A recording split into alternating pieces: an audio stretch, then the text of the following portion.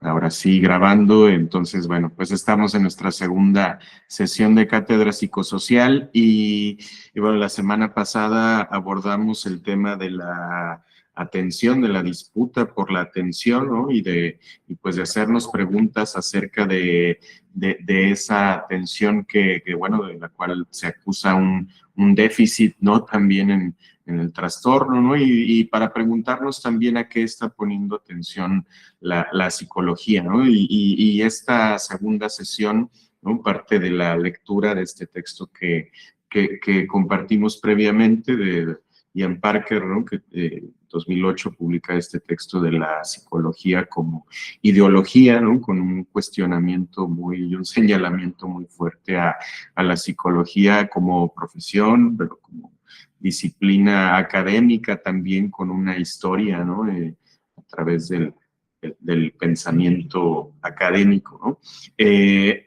Decir también, ¿no? Que pues nos da mucho gusto, a mí personalmente me da mucho gusto, ¿no? Y en la academia psicosocial, pues que haya gente que haya solicitado, ¿no?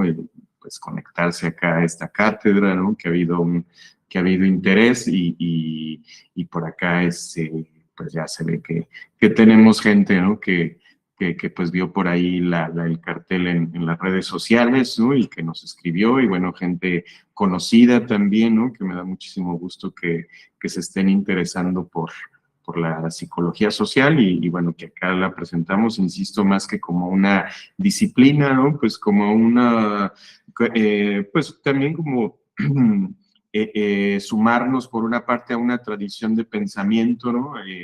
Que tiene que ver con la psicología social, con las ciencias sociales, ¿no? Con formas, decíamos, ¿no? De mirar la realidad, pero tiene que ver también pues con un trabajo que llevamos haciendo desde hace rato en esta academia y en otros espacios, ¿no? Con los que nos conectamos como el proyecto de colaboratorio urbano, ¿no? Como el espacio Cuerpos Parlantes, ¿no? Y entonces, pues hacer un curso así, ¿no? Abierto, ¿no? Y con esta intención de aportar al común, ¿no? Que es justamente uno de los propósitos, bueno, pues es que queremos compartir ahora, ¿no? Este curso, ¿no? A partir de unas experiencias, ¿no? De unas trayectorias que se cruzan y que pueden desbocar aquí, ¿no? En unas reflexiones, ¿no? Que queremos compartir y enriquecer, ¿no? La psicología como ideología, nos dice Ian Parker, ¿no? ¿Por qué, por qué comenzar con este texto? Bueno, para no comenzar con este texto, por qué, bueno, tomar este texto de Ian Parker para la discusión, ¿no? Y por qué Ian Parker se refiere a la psicología como ideología.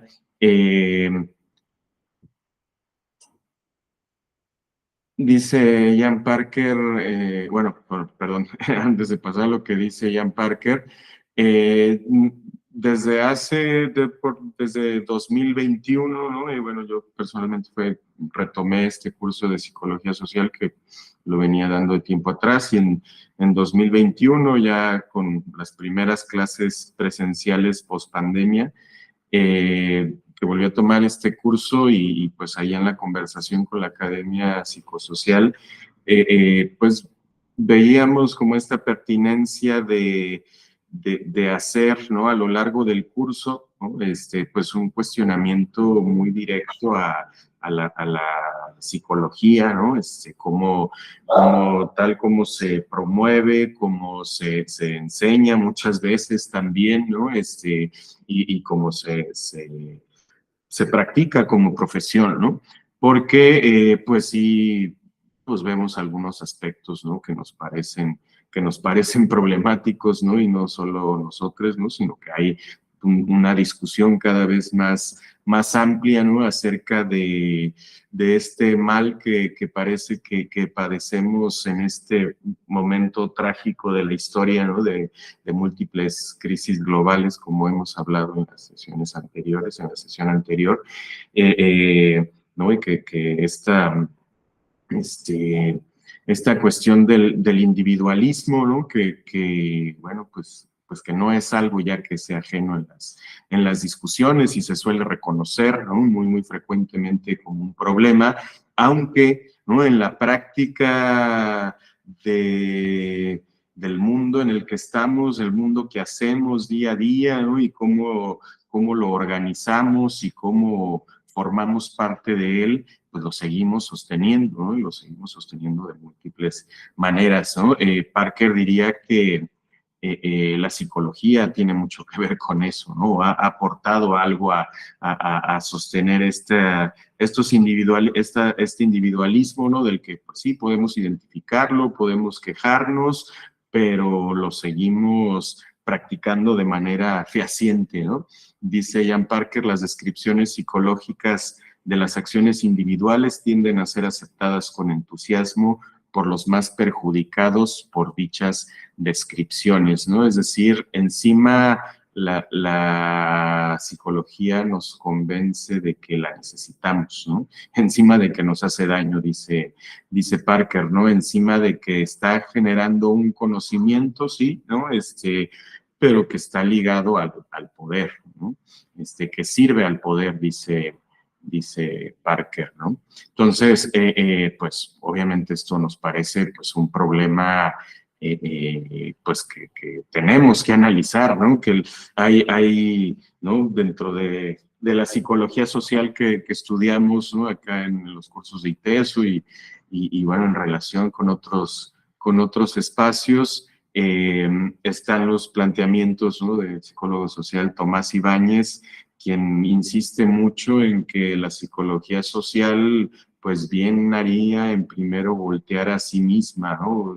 Y él, bueno, en lo que él llama una psicología social construccionista, ¿no? Que entiende el mundo como una construcción social, ¿no? Que se hace constantemente en las relaciones. Eh,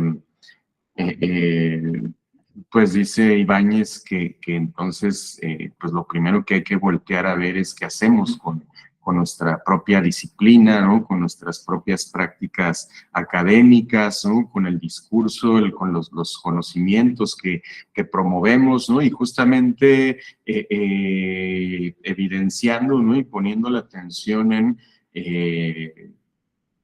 cómo se relaciona con el poder, ¿no? Ese conocimiento que genera y que practica la psicología, ¿no? Entonces, bueno, voy de largo con la presentación, ¿no? De algunas ideas de este capítulo, ¿no? Que les pasábamos, el 2, que se llama igual que el libro, La psicología como ideología, pero bueno, he tomado algunos puntos de los capítulos anteriores, del capítulo anterior a este y de la introducción, y que vale mucho la pena, ¿no? Leer el libro completo.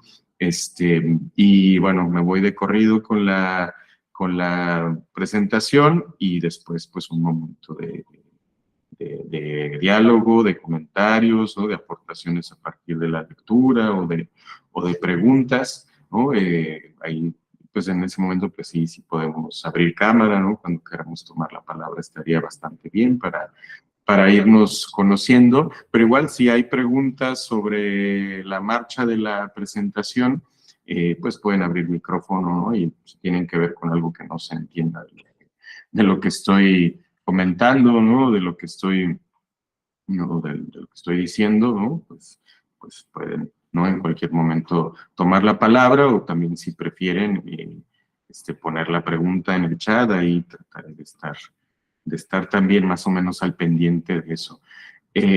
Bueno, ¿de qué manera nos afectan las descripciones de la psicología, ¿no? O sea, dice Parker que las descripciones, las explicaciones que hace la psicología, ¿no? Acerca de lo que concibe, ¿no? Y nos insisten que somos como individuos, pues nos afectan de una manera cada vez más directa, ¿no? Entonces, bueno, esta es la pregunta que nos sugiere Parker, ¿no? Y pues a lo que va a abocar su análisis en este texto de la psicología como ideología. En lo que concierne a los psicólogos, las condiciones históricas en las que ciertos personajes dan órdenes y otras personas las obedecen sirven de telón de fondo para el desarrollo de las motivaciones individuales la toma de decisiones, ¿no? Es lo que dice Parker es que hay unas relaciones atravesadas por el poder, ¿no? Un poder que está desequilibrado en esas relaciones, es decir,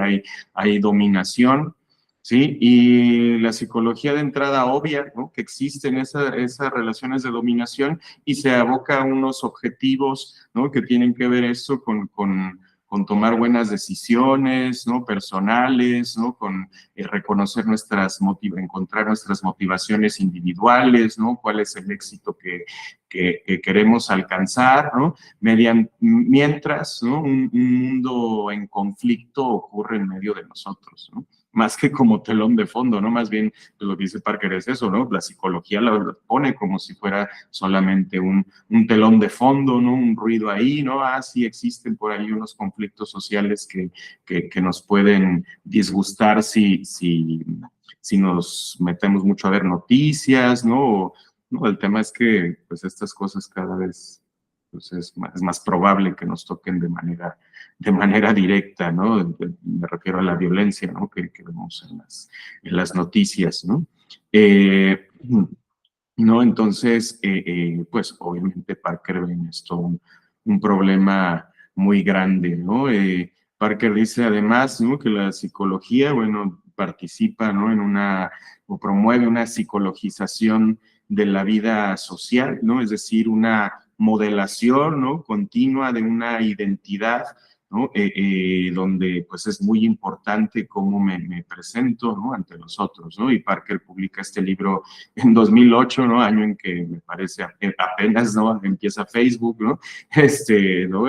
Esto no ha hecho más que intensificarse, ¿no? Con las redes sociales de Internet más populares, ¿no? Estar constantemente modelando una imagen, una apariencia, ¿no? Y lo que decimos, ¿no? Y qué consignas decimos ahí, qué pensamientos, ¿no? Vamos a publicar, ¿no? Cómo vamos a construir ese perfil, ¿no? Los perfiles de Instagram, ¿no? Son bastante ilustrativos al respecto, ¿no? Una modelación ahí de una identidad, ¿no? Yo en diferentes paisajes, ¿no? A ver, nada contra eso, ¿no? Pero a esto es a lo que llama Parker psicologización de la vida social, ¿no? Sí, es decir, ahí ponemos nuestras energías en esta modelación de la identidad, ¿no? Donde es importante demostrar, ¿no? Qué metas perseguimos, qué cosas nos interesan, ¿no? Es decir, mostrar la importancia que tenemos como individuos, ¿no? A eso se reduce nuestra vida social, ¿no? Desde esta perspectiva de la psicologización, ¿no? Y Parker nos trae también, ¿no? Y esto lo habla en la introducción del libro, ¿no? Un concepto, ¿no? Pues que es Marx, ¿no? Quien lo está dando, yo sé, pues, no sé si Marx lo sacó de otro lado, pero bueno, este concepto de alienación, ¿sí? Que Parker lo refiere como separarnos de los demás y de nosotros mismos, ¿no? Una separación de nuestra propia vida, ¿sí? Más adelante dice Parker desconectar lo personal y lo político, ¿no? ¿Qué tendría que ver desconectar lo personal y lo político, ¿no? De la separación de la vida, pues que la vida, ¿no? Para los seres humanos, ¿no?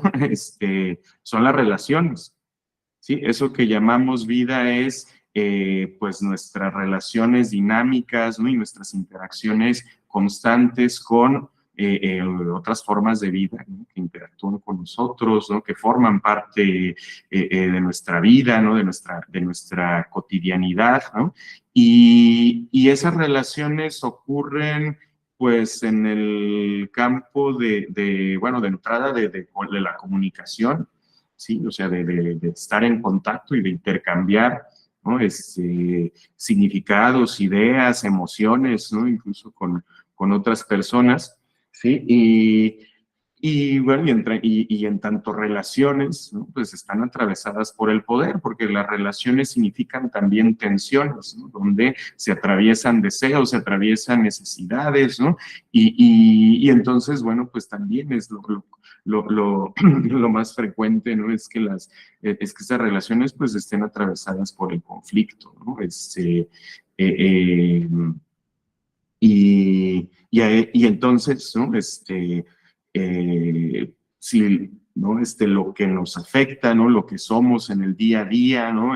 Lo que nos interesa en el día a día, ¿no? Tiene que ver con esas relaciones, ¿no? Que a veces se tensan, ¿no? O se tensan más o menos en una dirección, en otra, a veces coinciden, ¿no? A veces convergen y hacen sinergia, ¿no? Pero cuando entran en conflicto, pues también a veces pues hay rupturas, ¿no? Hay, ¿no? Violencia, hay muchas cosas que podemos observar ahí, ¿no? Y esto es lo que entendemos como el campo de lo político, ¿no? Es decir, cómo somos afectados en esas relaciones mutuamente, ¿no? Sí, esto entenderíamos, ¿no? Por lo político. Entonces, obviamente, pues lo personal, ¿no? ¿Cómo podríamos entenderlo desligado de eso político, ¿no? Si no somos personas, no tiene sentido, ¿no? Decir que somos personas en el vacío, ¿no? De hecho, lo que vamos a platicar, ¿no? En algunas sesiones más adelante con mayor profundidad, ¿no? Pero cuando hablamos de personas, ¿no? Vamos a tomar este término de la traducción de la teoría, ¿no? De George Herbert Mead, ¿no? En el libro Espíritu, Persona y Sociedad, ¿no? Que es uno de los libros fundacionales, podríamos decir, ¿no? De la psicología social académica, ¿no? Este, una aportación riquísima, ¿no? Por cierto, ¿no? A la comprensión, ¿no? De quiénes somos, ¿no? Pues la traducción, ¿no? Se utiliza persona, ¿sí? Para la traducción al castellano, para hablar de un proceso social en realidad, ¿no? ¿Sí? Más que individuos, ¿no? Que se conducen por sí mismos y tienen pensamientos, ¿no? Que les brotan, ¿no? De su brillante cabeza, ¿sí? Bueno, Mead se pregunta, ¿no? Bueno, ¿y de dónde salió esa brillante cabeza, ¿no? Venimos al mundo ya como cabezas pensantes y geniales y ya como individuos, ¿no? Y Mead ante esa explicación, pues contrapone, ¿no? ¿No? Y argumenta, ¿no? En sus cursos que luego se hace en libro, la idea de persona como proceso social, ¿no? Es decir, como un continuo intercambio con otros, ¿no? Insisto, ya profundizaremos más adelante en eso, ¿no? Pero entonces, separarnos de los demás, pues es también separarnos de nosotros mismos, ¿no? ¿Sí? En el sentido en el que nos hacemos personas en la medida en que nos relacionamos con otros y ahí se actualizan nuestros deseos, nuestros intereses, nuestros propósitos, etcétera, ¿no? Eh, eh, la alienación entonces, ¿no? Pues se vuelve problemática en tanto a que pues nos va restringiendo las posibilidades de multiplicar esa vida en términos simbólicos, ¿no? Y en términos de relaciones, ¿no? Pero que tiene unos efectos, ¿no? Y muy directos, ¿no? Y toman una forma, ¿no? Material muy concreta también en las formas en las que vivimos, ¿no? Entonces, podríamos hablar como de un efecto, ¿no? Muy claro de esta alienación o una forma, ¿no? Material de esta alienación, pues los muros que nos separan en las ciudades, ¿no? Los muros con los cuales pretendemos, ¿no? Que vamos a estar más seguros, ¿no? Pero en realidad lo que estamos haciendo es fortificar esta alienación. ¿Sí? Esta separación de los otros, que es la separación de nosotros mismos, ¿no? Negándonos la posibilidad de estar cerca, ¿sí? De esos otros que podrían ser mis vecinos, pero ya no lo son porque ya hay una barda de por medio, ¿no? Como aquí en la fotografía, ¿no? Que es una barda pues de estos cotos cerrados, ¿no? Que en las últimas décadas se multiplicaron en casi todas las ciudades de América Latina, ¿no? Bueno, como una tendencia, ¿no? Y a eso, pues sumando más vallas, ¿no? Este, un saludo a la gente que hay por acá conectada de Celaya, ¿no? Yo Eh, pues soy de Cortázar, Guanajuato, ¿no? Estudié muy cerca de Celaya, Guanajuato, ¿no? Ahí en camión a 1 hora, ¿no? Así diario para ir a la escuela, ¿no? Entonces, pues ahí en Celaya hice la secundaria, hice la prepa, muchas amistades y pues caminé la ciudad, ¿no? De casa de una amiga a otro, ¿no? Y algo que disfruté muchísimo, ¿no? Y que fue muy importante, ¿no? En ese momento de mi vida, ¿no? Y en lo que ha seguido, ¿no? Caminar, ¿no? Estar en las calles. Y pues ya en los años recientes, ¿no? Ir a Celaya, pues es complicado, ¿no? Sí, y uno puede, ¿no? A mí me pasó, pues llevaba mucho tiempo sin ir, ¿no? Y cuando vuelvo a ir a los lugares por los que solía pasar caminando, pues me encuentro rejas, ¿no? Que cierran cada cuadra, ¿sí? Cada cuadra de ahí, de las colonias de clase media, ¿no? Que se sienten muy, muy amenazadas por lo que se suele llamar la inseguridad, ¿no? Y que ya vamos a hablar también de cómo la ideología tiene que ver con discurso, ¿no? Sí, con discursos, ¿no? Que funcionan de manera estratégica, ¿no? Con los que solemos nombrar nuestros problemas, ¿no? Sí, entonces esta alienación, sí, pues toma estas formas materiales en la ciudad, ¿no? Y desconectan aún más lo personal de lo político, ¿no? Es decir, pues nos vamos haciendo a la idea, ¿no? De que pues mis problemas, pues solo los puedo resolver yo, no tiene nada que ver con lo que le pasa a la sociedad, no lo que pasa en la realidad más allá de mi casa, ¿no? Y, y, y pues valdría la pena preguntarnos si esto es así, ¿no? Y bueno, por eso usa este término, ¿no? Este concepto, ¿no? Traído de Marx, ¿no? De Jean Parker, de alienación, ¿no? Y que suena a muy buen concepto para repensar, para resignificar, si cabe, ya, ya veremos si en la discusión esto sale, ¿no? La psicología, ¿no? Pero de entrada, pues sí, tenerlo presente como una herramienta de análisis, ¿no? Este concepto de la alienación, ¿no?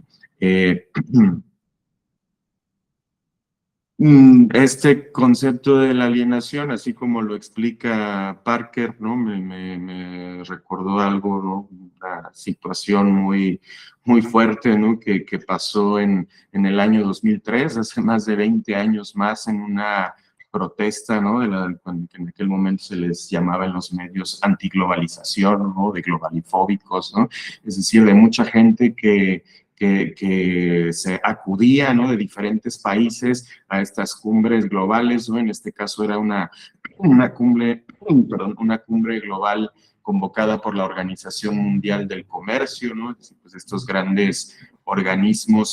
eh, estos grandes organismos internacionales, ¿no? En realidad, pues manejados, ¿no? Por los estados donde se concentra, ¿no? Los mayores, el capital, ¿no? Y como Estados Unidos, por supuesto, ¿no? Y entonces, bueno, hacen una cumbre, ¿no? Donde se juntan los presidentes, los líderes, ¿no? De economía de los países ricos, ¿no? No me acuerdo cuáles eran en este caso, y en 2013 se juntaron en Cancún, ¿no? Pues allá a Cancún acudieron, ¿no? Muchas personas organizadas, ¿no? De muchos países, estudiantes, eh,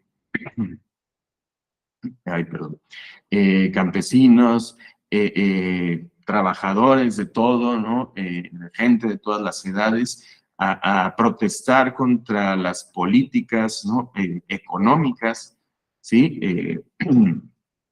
Pues que están azotando, pues sobre todo a los países que son saqueados, ¿no? Por las aún potencias coloniales, ¿no? Aunque hay a quien le parece que hablar de colonialismo es una cuestión desfasada, que fue un momento de la historia, ¿no? Si entendemos el colonialismo como unas lógicas, ¿no? De dominación a nivel territorial a gran escala, ¿no? Donde, pues, los estados-nación que concentran la riqueza, ¿no? Y concentran también poder político sobre el mundo a base de fuerza militar. Sí, entonces eso es el colonialismo, ¿no? Y es lo que estamos viendo claramente en sus peores efectos en el genocidio que está cometiendo el Estado de Israel contra el pueblo palestino, ¿no? Y pues el colonialismo existe, ¿no? Sí, y es pues a lo que se ha estado manifestando desde hace bastante tiempo, como en 2003 en Cancún, ¿no? Y entonces, bueno, ahí a Cancún acude Lee Kyung-hae, un líder campesino coreano.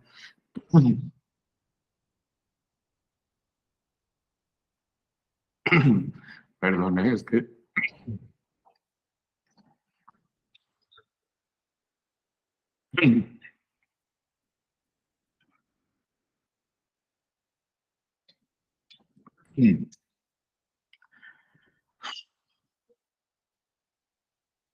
no me deja de resultar estremecedor, ¿no?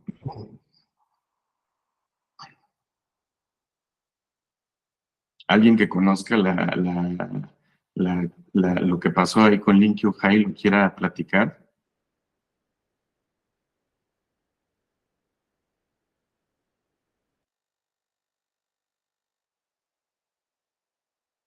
Gracias, Darío, sí, adelante.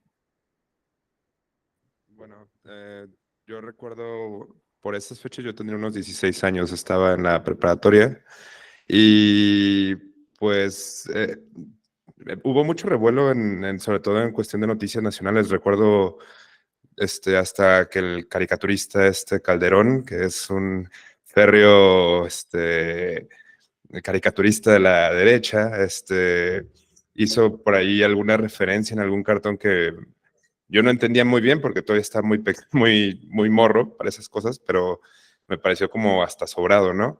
Em, y a mí, yo cuando lo vi me pareció como un esfuerzo inútil porque era como esta reunión de las grandes personalidades que dirigen el mundo y esta persona tan pequeña que va y se inmola y fue como, ah, no sé, me parecía como hasta una pérdida inútil que no estaba logrando nada, pero la imagen fue muy poderosa. Sí recuerdo mucho esa protesta, justamente.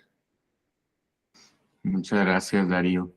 Sí, entonces ahí en medio de una protesta, Lee Kyung-hae, ¿no? Se inmola, se entierra algo, ¿no? Ahí en el tórax. Bueno, estaban protestando por la destrucción que están haciendo que estaban haciendo las políticas económicas del campo a nivel global, ¿no? Imagínense destruir el campo, lo que nos da de comer. Sí, o sea, es que vale la pena ver por qué ha estado tanta gente protestando en los últimos años, ¿no? Y ver cómo por lo que estamos protestando ahora es consecuencia, ¿no? También de lo que desde entonces, pues no se ha podido frenar, ¿no? Y que afortunadamente ha habido, pues, todos estos esfuerzos y todas estas manifestaciones, ¿no? Y bueno, en aquel momento, ¿no? Yo también decía, bueno, ¿no? ¿Qué sentido tiene? ¿No? Perder la vida, ¿no? Por estos desgraciados también, ¿no? Pues pues sigue siendo una manera muy potente de llamarnos la atención sobre, ¿no? Y tenía Lee Kyung-hae esta frase, ¿no? Cuando se inmola, ¿no? Que es nuestro destino ya no está en nuestras manos, ¿no? Eh, yo creo que eso es la alienación, ¿sí? Sentir que hemos perdido nuestro propio destino de nuestras manos, ¿no? ¿Sí? Que somos capaces de concebir inteligencias artificiales desbocadas, ¿no? Y una violencia que parece no tener fin, porque esa violencia es la que produce el mundo desarrollado, ¿no? ¿Sí? Que supuestamente necesitamos. ¿Sí? Pero hemos perdido, ¿sí? Hemos perdido la capacidad de dotarnos de vida, ¿no? Sí, y eso era decía, ¿no? Lee Kyung-hae, o sea, si se destruye el campo no podemos comer, ¿sí? Si nos matan la tierra, ¿sí? A base de monocultivos, ¿sí? De agroindustria, ¿no? De extracción, ¿sí? Pues no vamos a poder comer ya ni aunque queramos, porque el suelo no va a dar para sembrar, ¿sí? Ni aunque queramos trabajar la tierra. Sí, entonces, esto que ya denunciaba Lee Kyung-hae en 2003, ¿no? Con toda la gente que se manifestó ahí en la cumbre en Cancún, luego el año siguiente vino una en Guadalajara, ¿no? En 2004 también con enfrentamientos, ¿no? Y pues son muchas personas justamente en ese momento, ¿no? Y ya hablaremos también más a profundidad de ello, resistiéndose a esa alienación. ¿Sí? A esa alienación impuesta, ¿no? En ese caso, ¿no? Por las políticas económicas, ¿no? De quienes acumulan el capital a base de despojo, ¿no? Porque importante eso, ¿no? Es tenerlo en claro, ¿no? Si hay quienes tienen mucho es porque eso ha sido despojado a la mayoría, ¿no? Al común, vamos a decir ahora, ¿no? A lo que tendría que ser de todos porque todos lo necesitamos, ¿no? Y estamos, ¿no? En un mundo en el que circula también muchos discursos acerca de los derechos humanos, pero pues es cuando más no, pues vemos lo peor, ¿no? De esta violencia provocada por estos procesos de colonización, ¿no? Y de este capitalismo desbocado, ¿no? Que consiste en producir a costa de lo que sea, ¿no? Incluso pisoteando la vida, asfixiándonos, ¿sí? Y, ¿no? ¿Qué tiene que ver la psicología con esto? ¿Sí? Bueno, dice Parker, ¿no? La psicología, ¿no? Surge, ¿no? Emerge como disciplina académica, ¿no? Y bueno, un poco antes como campo de experimentación, ¿no? También, por supuesto, ¿sí? Cita por ahí, ¿no? A un escritor, poeta, creo, Coleridge, ¿no? Que fue el primero que utilizó a finales del siglo XIX el término psicología, ¿no? Pero cuando empieza a tomar esa forma como disciplina, pues es en el contexto del capitalismo industrial, ¿no? Pues en el tránsito del siglo XIX al XX, ¿no? Y desde entonces, ¿no? La tarea de la psicología, dice Parker, lo podremos discutir, por supuesto, ¿no? Lo que haga falta, pues es que se alinea, ¿sí? Con una idea de este capitalismo industrial y en creciente ascenso, ¿no? Todavía de la propiedad privada, ¿sí? De derecho a la propiedad privada, ¿sí? Que parece más bien que eso es lo que nos hace personas, lo que le da sentido a nuestra vida, la propiedad privada, ¿no? ¿Sí? Entonces, bueno, la psicología ha servido para neutralizar las amenazas hacia esa propiedad privada, concibiendo los procesos mentales, ¿no? Los llamados procesos mentales, que también, ¿no? Habrá que discutir qué es esto de la mente, ¿no? Y lo haremos también con mayor profundidad en otro momento, ¿no? Pero entrar a concebir estos llamados procesos mentales, ¿no? Podríamos decir, la memoria, ¿no? Las emociones, la cognición, el aprendizaje, no sé, ¿no? Como propiedades individuales, ¿sí? Como algo que yo hago, ¿sí? Como algo que mi organismo hace por sí solo, ¿no? ¿Sí? Como si ese organismo no estuviera conectado con otros organismos con los que comparte muchas cosas, ¿no? Bastante más complejas que ser solo un telón de fondo, ¿no? Diría Parker, ¿no? Y entonces, bueno, en esta promoción, ¿no? A mansalva, en esta defensa ultranza de la propiedad privada, ¿no? Pues el trabajo, ¿no? Es, ¿no? Propiedad privada también, ¿no? Y la creatividad también, y se convierten en mercancías, ¿no? Que se pueden vender. Sí, entonces mi trabajo, lo que yo puedo hacer con mi cuerpo, con mis manos, con mi intelecto, ¿no? No es algo, ¿no? Que sea para pues, que mi existencia sea satisfecha y sea plena, ¿no? En este mundo, ¿no? Sino es una cosa que puedo producir, empaquetar y vender. Y la creatividad también. ¿Sí? Y entonces eso, sí, eso opera como un valor en un mercado global, ¿sí? Y entonces, pues, quien más tiene creatividad, ¿no? Supuestamente, ¿sí? Pues más puede, más probabilidades o más potencial tiene para acumular cierto tipo de riqueza, ¿no? Sí, y luego además, dice Parker, ¿no? Pensar que todo esto es naturaleza humana. O sea, que la defensa de la propiedad privada es un asunto de nuestra naturaleza. Sí, el ser egoístas, ¿no? Bueno, por ahí alguien escribió un libro que se llama El gen egoísta, ¿no? La verdad es que no lo he leído, ¿no? Pero me suena es muy famoso. No sé si un día lo citaba doctor psiconauta. ¿No? Eh, eh, pero bueno, considerarlo, ¿no? Como naturaleza humana, es decir, con algo con lo que nacemos, ¿no? Richard Dawkins, el autor, dice, doctor psiconauta, ¿no? Pues nos hace muy difícil pensar que es algo que se pueda cambiar, ¿no? Porque parecía que es algo inherente a nosotros, ¿no? Y es propio de lo que somos, es algo con lo que nacemos, ¿no? Entonces es inútil incluso resistirnos, ¿no? A vivir de otra manera que no sea defendiendo esa propiedad privada, ¿no? Y aquí quisiera traer un comentario, ¿no? A Goffman, ¿no? Que pues es también como su trabajo, ¿no? Es pilar en la psicología social, ¿no? Porque, bueno, él centró su estudio, ¿no? A mediados del siglo XX en la observación muy detallada, ¿no? De lo que él llamó situaciones, ¿no? Que están compuestas por diferentes elementos, pero sobre todo donde las personas son exigidas a actuar de determinada manera, ¿no? Como si se tratara de bueno, él utiliza la metáfora del teatro, ¿sí? Como si fuéramos actores, ¿sí? Actrices ¿no? En cada encuentro que tenemos, ¿sí? Con otras personas, ¿sí? Y porque cada vez que en cada uno de estos encuentros, ¿no? Que los podemos llamar situaciones, pues estas situaciones nos demandan, ¿no? Comportarnos de determinadas maneras, ¿no?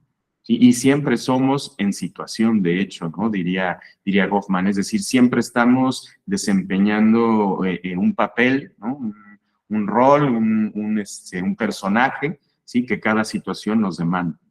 Pues si voy a la tienda, ¿no? Aquí a la vuelta a comprar algo para desayunar, ¿no? Pues me comporto ahí como vecino, no le voy a ir hablando a la persona que me atiende en la tienda de ideología, ¿no? Por supuesto, ¿no? Sino, ¿no? Porque no es el código que se suele esperar en esas situaciones donde uno va y compra algo a la tienda, ¿no? Diría otro autor, ¿no? De esta misma tradición, ¿no? Pero más reciente, Randall Collins, ¿no? Seguimos también rituales de interacción, ¿no? O sea, las formas de actuar, ¿no? Entonces son roles que aprendemos, pero que de todas maneras siempre, no dejan de ser siempre situaciones inéditas, ¿no? Que nos demandan algo en particular, ¿no? Entonces, por eso con Goffman, ¿no? Pues aprendimos a comprender que el yo, eso que yo creo que soy, mi identidad es siempre en situación, ¿sí? En una situación que nos demanda comportarnos, actuar de determinada manera, compartir ciertos significados, ¿no? Dice por acá Luis, la psicología se convierte primero como herramienta para la sociedad de consumo y después como simple producto de consumo. Gracias, Luis. Sí, para allá vamos. Y eh, perdón, ya se me acuerdo dónde andaba. Bueno, entonces, bueno, Goffman, ¿no? Una de las cosas que plantea, ¿sí? Bueno, que reflexiona, ¿sí? A partir de esta teoría, ¿no? De todas estas observaciones que le llevan a hacer esta teoría, ¿no? Del yo en situación, ¿no? Dice que lo que estamos defendiendo todo el tiempo, ¿no? Y estamos poniendo a prueba, ¿no? Y que estamos,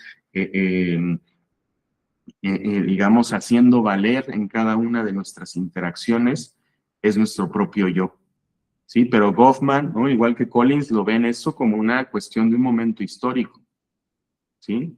Retoman, ¿no? No me acuerdo si Goffman o Collins, creo que más bien Collins es quien retoma a Emil Durkheim, ¿no? Otro de los autores clásicos de la sociología, ¿no? Y de la psicología social, ¿no?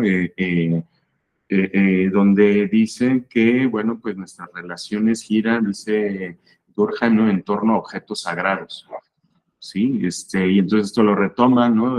Goffman y Collins y dicen, bueno, pues sí, las interacciones, ¿no? Y las situaciones suelen tener un foco de atención, ¿no? Un tema del cual se conversa, ¿no? Pueden ser muchas cosas, ¿no? Pero sobre todo, dice Goffman, ¿sí? Lo que está en juego en nuestras interacciones es nuestro yo. Es decir, qué tan bien puedo desempeñar mi papel y de manera que los otros me lo validen.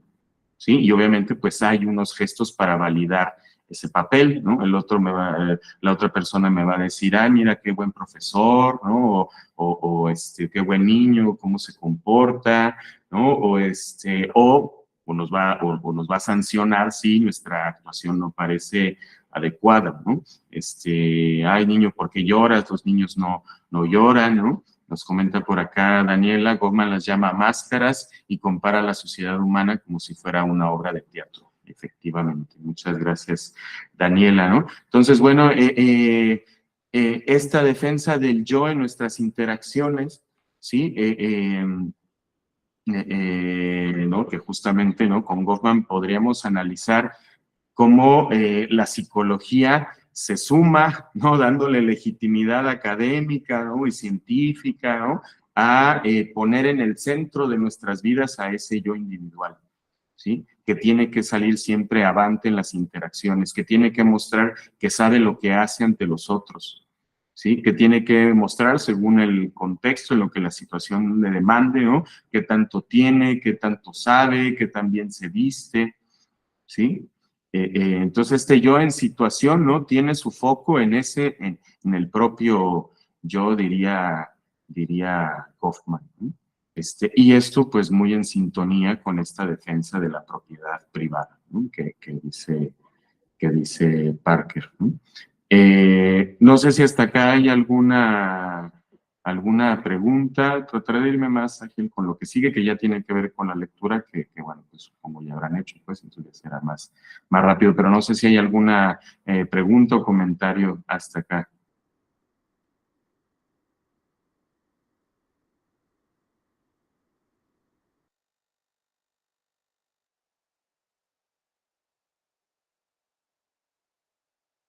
Perdón, adelante, Emiliano.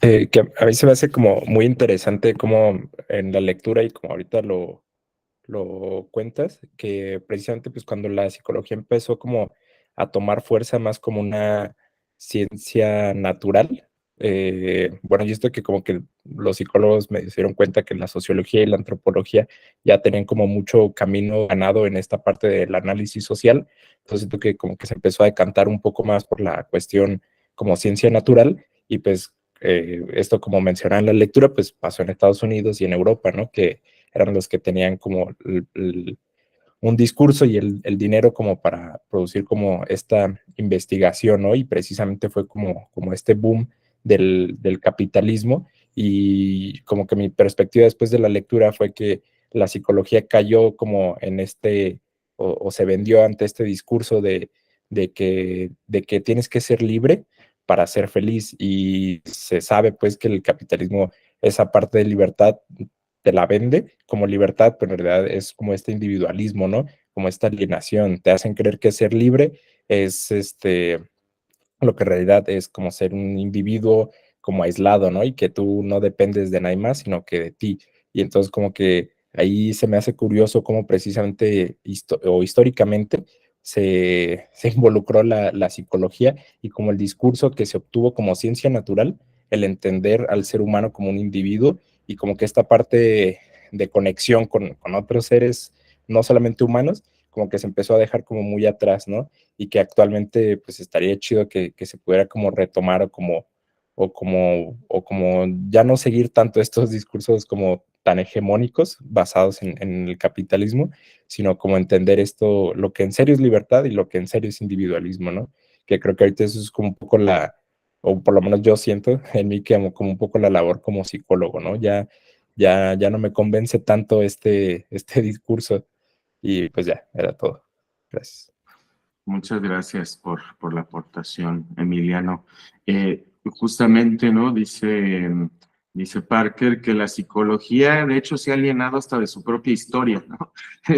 Porque sí había unas cuestiones muy potentes, ¿no? Más allá de ese individualismo, ¿no? En los gérmenes de la psicología, ¿no? Y para no ir más lejos, el símbolo, ¿no? El fundador icónico de la psicología, ¿no? El Wilhelm Wundt, ¿no? Que en 1879, dice la historia oficial de la disciplina, funda el primer laboratorio de psicología experimental en el mundo, ¿no? Lo que no se suele decir, dice Parker, ¿no? Es que es cómo eran estos experimentos y que quienes participaban en estos experimentos, además de los psicólogos, ¿no? Digamos como sujetos, ¿no? Experimentales, que luego también discute eso Parker, ¿no? De si no son más bien objetos. Pero lo que pasa es que en estos experimentos de Wundt, dice Parker, los sujetos sí tenían la característica de estar enterados de lo que estaba pasando, ¿no? No eran utilizados, ¿no? Engañados, como pasó en otros experimentos muy famosos, ¿no? De la psicología, ¿no? Como los de Stanley Milgram, ¿no? Donde pues se le pedía a la gente que hiciera cosas, pero no se le decía para qué, ¿sí? Y se le engañaba deliberadamente, ¿no? Y se le infligían castigos deliberadamente. Dice Parker, en los experimentos de Wundt no era así. Bueno, luego no hice más, valdría la pena, ¿no? Como investigar, ¿no? Indagar en cómo eran estos experimentos de Wundt, ¿no? Pero Parker lo toma para decir que es algo, pues, muy diferente, ¿no? A lo que hace o lo que ha hecho la psicología más adelante, ¿no? Durante el siglo XX, ¿no? Que han sido justamente tratar a los sujetos en realidad como objetos, ¿no? Y otra cuestión de la que se ha alienado la historia de la psicología es de una parte, ¿no? Muy amplia de la obra de Wundt, que es la llamada Volkerpsychology, ¿no? Traducida como la psicología de los pueblos, donde Wundt justamente trata ideas que tienen que ver con lo que somos más allá de la individualidad. Sí, que tiene que ver con eso que podemos llamar la cultura, ¿no? Y habla de la religión, del lenguaje, ¿no? Y como objetos de estudio de esa psicología de los pueblos, ¿no? Algo a lo que habría que atender y no a lo que pasa en la cabeza de los individuos, ¿no? Pero esto no es lo que ha quedado, ¿no? De Wundt, ¿no? En su aparición, ¿no? Como fundador de la psicología, ¿no? Y más bien esto es lo que se ha omitido en el desarrollo de la psicología académica, ¿no? Esta psicología de los pueblos de Wundt, ¿no? Y eso también lo trata ampliamente un psicólogo social mexicano que nos gusta mucho, ¿no? Que se llama Pablo Fernández Cristlier, ¿no? Lo que la psicología hace actualmente, dice Parker, es sostener, insistir, ¿no? Construir aparatos de clasificación y de estandarización para determinar, ¿no? Qué es lo normal y qué es lo anormal, ¿sí? Y que puedan, dice Parker, ¿no? Lo más peligroso no es que los psicólogos hagan eso, ¿no? Que etiqueten lo normal y lo anormal, ¿no? Lo peligroso es que esto forma parte del sentido común, ¿sí? Con las consecuencias que tiene esta clasificación en la vida, ¿no? Porque si lo vemos en la práctica, ¿no? Pues la normalidad se castiga, se margina, se excluye, se tortura, ¿sí? Y lo podemos ver, bueno, pues también con esto que he pensado, es como Foucault han documentado ampliamente, ¿no? El disciplinamiento de los cuerpos, ¿no? El suplicio de los cuerpos, ¿no? Que no cumplen con la norma, ¿no? Y por otro lado, dice Parker, la psicología genera expertos en la vida de los otros, ¿no? Que suena pues casi como a comentaristas de chismes de la televisión, ¿no? Sí, o sea, la psicología convierte expertos en opinar sobre lo que los otros deberían hacer, ¿sí? Con su individualidad.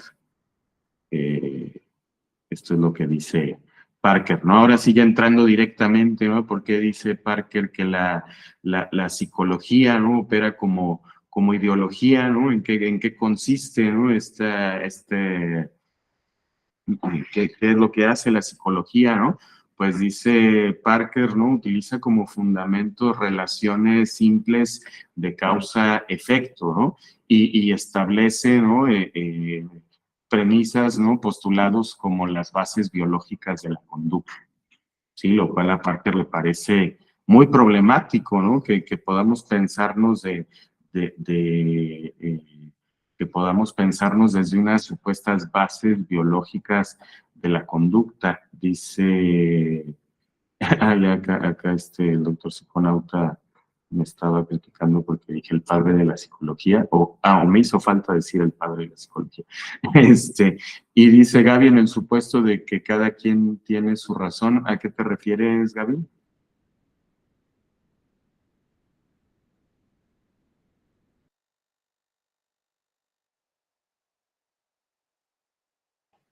Si lo quieres anotar, digo, igual está bien.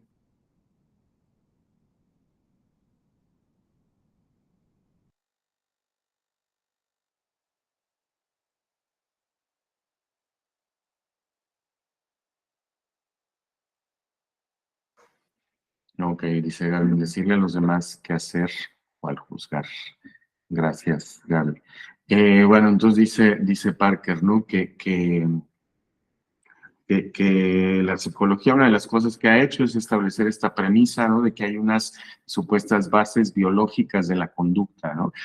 ¿Por qué es problemática esta premisa de las bases biológicas de la conducta? Porque supone, dice Parker, que hay, ¿no? Que hay una reacción biológica que por sí misma produce una conducta, ¿sí?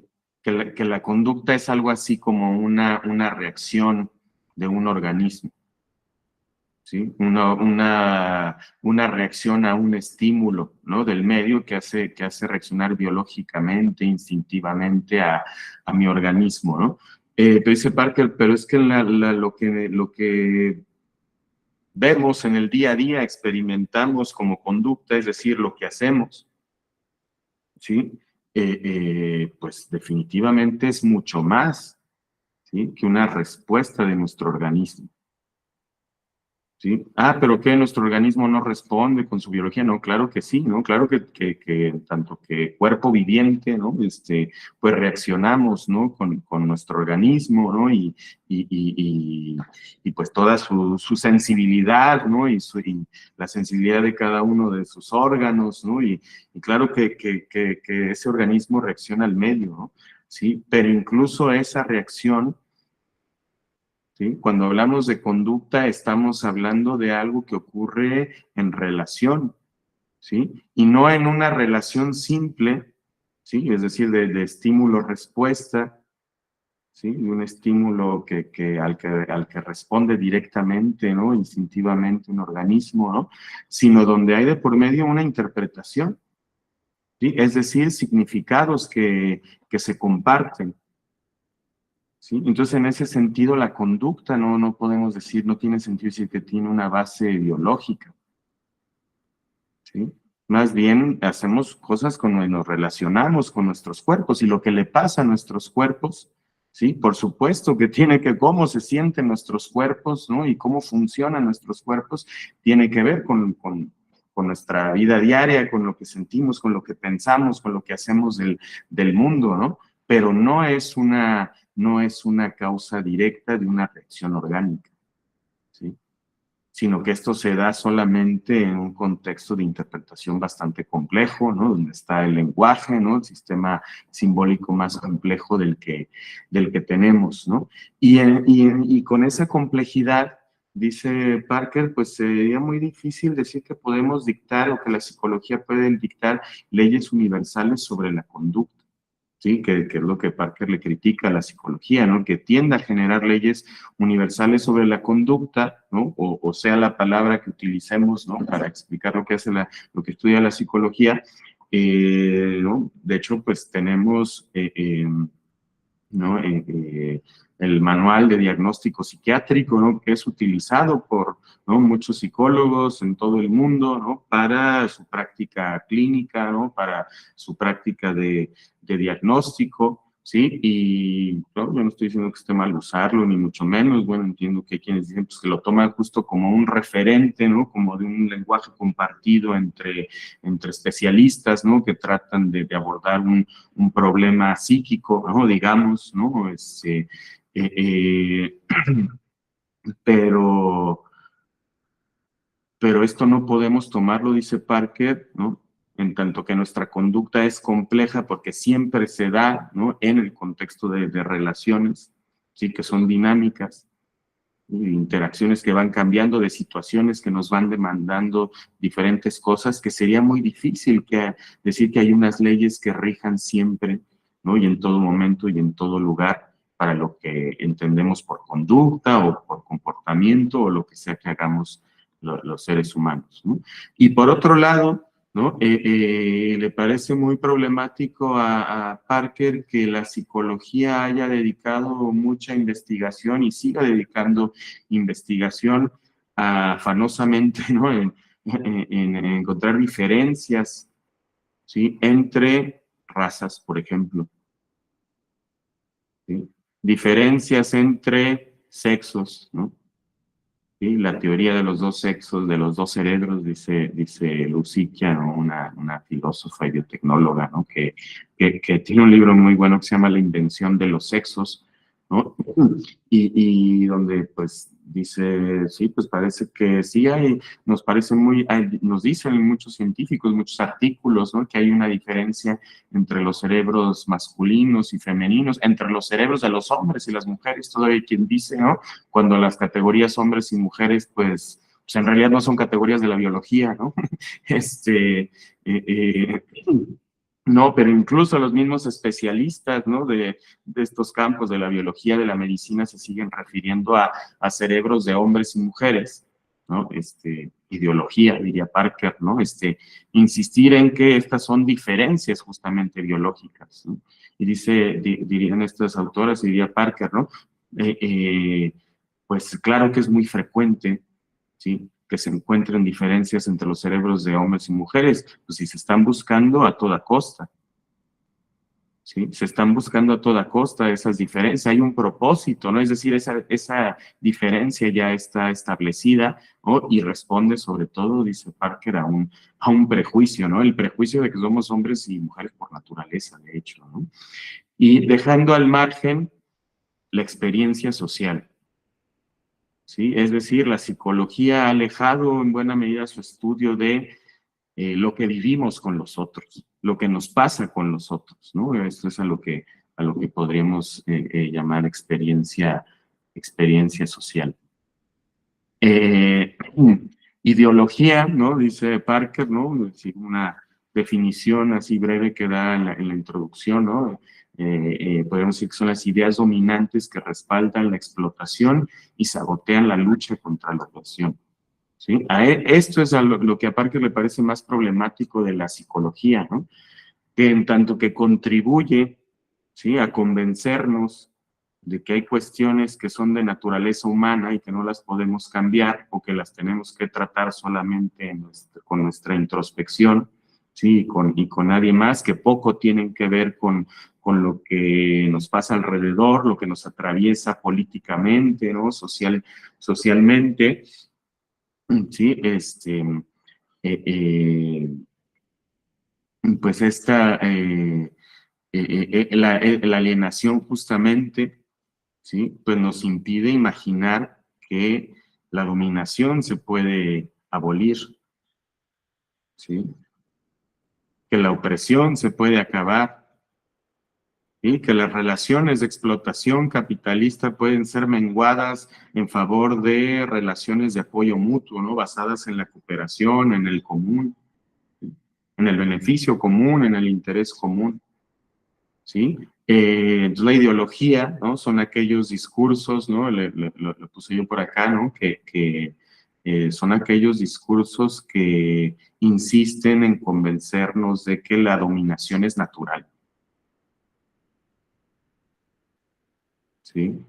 de que, bueno, si hay, bueno, el otro día decía un compañero, ¿no? Acá del grupo, ¿no? De si hay crueldad en la naturaleza, ¿no? Podemos ver mucha crueldad en la naturaleza, pues entonces es natural que los humanos seamos crueles. Y no hay nada que hacer con eso. Fíjense, podríamos analizar esto que tanto se parece al discurso del derecho a la autodefensa del Estado de Israel, ¿no? Sí, discursos que buscan legitimar la dominación desde, ¿sí?, instituciones que se sostienen en el poder, ¿no? Que acumulan riqueza, ¿sí? Por las que circula mucho poder, ¿no? Y así puesto en grande, ¿no? Ciencia, religión, Estado, familia, ¿sí? Que bueno, eso ya no lo voy a abordar ahora, pero en el capítulo 2 Parker, perdón, en el capítulo 1 Parker se refiere al papel que ocupa la familia en todo este changarro. Sí, adelante, Patricia. Bueno, ahorita que estás comentando lo de la ideología, a mí me llama mucho la atención cómo se crean instituciones, del ámbito que sea, y pues la sociedad no las cuestiona, pues, o sea, como se crean dentro de aparentemente un enfoque de legitimidad, pues no la cuestionamos, ¿no? Y a través de eso quieren hacer parecer como bueno muchas circunstancias, muchos hechos, pues digo, ejemplo, la iglesia, por ejemplo, por decir algo, ¿no? Legitimar algo que no está bien, pero desde su concepción no está bien y desde que fueron creadas no se cuestionan. O sea, ya damos por hecho que como están aparentemente dentro de un contexto social, estructuradas dentro de un ámbito legal, etcétera, ya pues son legales, están bien estructuradas y sus fines son en pro del ser humano, en pro de la sociedad, ¿no?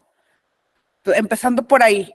Y después, bueno, ya como no cuestionan, pues ya obviamente ya dan por hecho que todo que ya no pueden cuestionársele nada, ni siquiera su creación o el por qué están existiendo, ¿no?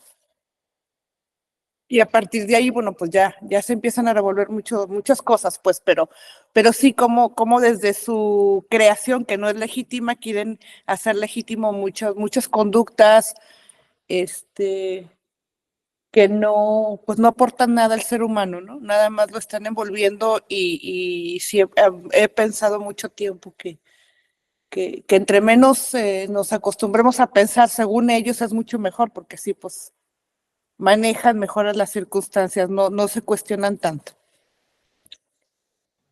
Muchas gracias, Patricia. Por acá, doctor psiconauta, responde a lo que estás diciendo. Dice la descripción de Patricia sobre la dimensión ideológica de la Iglesia aplica totalmente a la psicología. Y yo creo que habría que decir también, Patricia, de que muchas veces esta idea de que desde sus orígenes, ¿no? El poder de la Iglesia católica, ¿no? Del cristianismo, no, de la Iglesia cristiana no fue cuestionado. No, eso justamente que pensemos eso es parte de la ideología, ¿no? Ese poder ha sido contestado y cuestionado insistentemente en tanto que ha estado ligado, ¿no? Con el poder político y en momentos de la historia de una manera muy fuerte, ¿no? Pues a la fecha el Vaticano pues es un estado con mucha riqueza, ¿no? Pero en otros momentos era parte del imperio, ¿no? O el Papa llegaba a ser, ¿no? También quien gobernaba en el imperio, ¿no?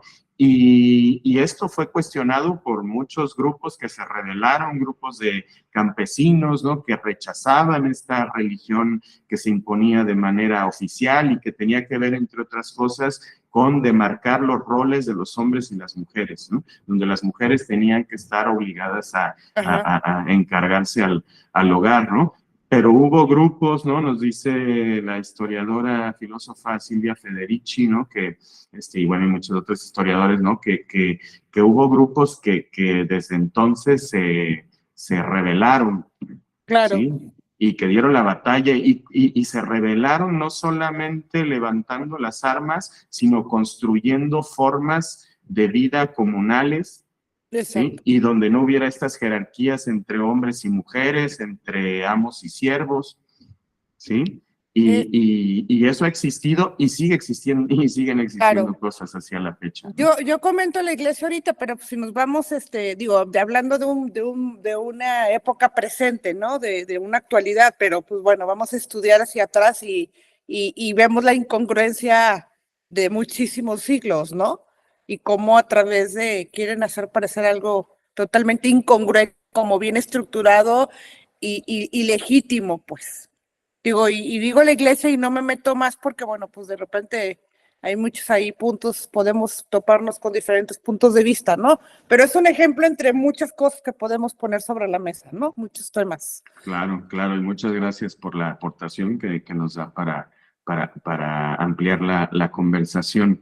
Bueno, entonces decía que la ideología es un discurso que promueve la dominación, y cuando hablamos de discurso, ¿no? Y bueno, es la manera en que lo vamos a estar tratando acá en esta cátedra, ¿no? Nos referimos a una estrategia simbólica para ordenar la experiencia de la realidad, ¿no? Tiene que ver con cosas que decimos, ¿no? El discurso, pero tienen que ver también con formas, por ejemplo, de ordenar el espacio, ¿no? Tienen que ver con lo que aparece, por ejemplo, frente a nuestras pantallas, ¿no? Ordenado supuestamente por algoritmos, ¿no? Pero que tienen que ver con estrategias, ¿no? De mercantilización, ¿no? De determinados símbolos, ¿no? Dice Luis por acá, a mí me parece interesante el proceso de ocultamiento de los discursos, ¿no? Exacto, parte de las características, ¿no? De la ideología, ¿sí? Es presentarse como algo que es natural, o sea, ocultar, ¿sí? Que es un discurso en el sentido de estrategia para mantener unas relaciones de dominación, ¿no? Es parte de sus características, ¿no? Y de cómo opera, ¿no? Y entonces dice Parker, ¿no? Que la psicología, pues, se suma, ¿no? A una forma esencialista, ¿no? De entender lo que somos. Dice Parker, los psicólogos traicionan los rasgos distintivos de nuestra naturaleza, ya que si bien es cierto que precisamos de determinados procesos biológicos, materiales para funcionar, sobrevivir y relacionarnos, nuestra psicología depende de nuestras reflexiones acerca de nuestra naturaleza humana y de las decisiones políticas que tomamos con respecto a ella, ¿no? Es decir, no solamente somos nuestra biología, sino somos lo que hacemos con esa biología, con ese cuerpo, ¿no? Y lo que hacemos es algo que hacemos con otros, ¿sí? Que me reflejan también a mí lo que soy, que me validan lo que soy o me sancionan, ¿no? Lo que soy, y frente a quienes actúo, ¿sí? Y lo que somos, dice Parker, pues tiene que ver con esta reflexión constante de lo que somos, y eso es algo que solo podemos hacer en el intercambio simbólico con los otros, y que eso no es producto, ¿no? de la biología, ¿no? ¿Qué es entonces? O pues podríamos decir que hay algo así como la naturaleza humana, ¿no? Que sería la naturaleza humana, ¿no? Pongo este cartón que salió, ¿no? En el periódico el año antepasado, que hubo una trifulca muy grande en el estadio de fútbol del Querétaro, ¿no? Entre la afición del Atlas y del Querétaro, sí, que se puso terrible. Hubo, la gente saltó al campo, se dieron de golpes, ¿no? Hubo imágenes que circularon en redes sociales, ¿no? De pues, gente con palos pegándole a otra que estaba en el suelo, ¿no? Niñes, ¿no? ¿no? Una batalla campal ahí terrible, ¿no? Y entonces, bueno, y por ahí, bueno, pues mostraron un video y se decía que hubo un intento, ¿no? De que hubiera esa trifulca, porque ya se traían ganas pues las aficiones, ¿no? De ambos equipos de hace tiempo, y entonces, pues, que por ahí alguien abrió una puerta y salió toda la afición al otro lado y se empezaron a dar con todo, ¿no? Y entonces lo que ponía de manifiesto este cartón, ¿no? Está ahí la camiseta del Querétaro, ¿no? Pues es que había sido la afición del Querétaro, pues la que se había comportado como un gorila, ¿no?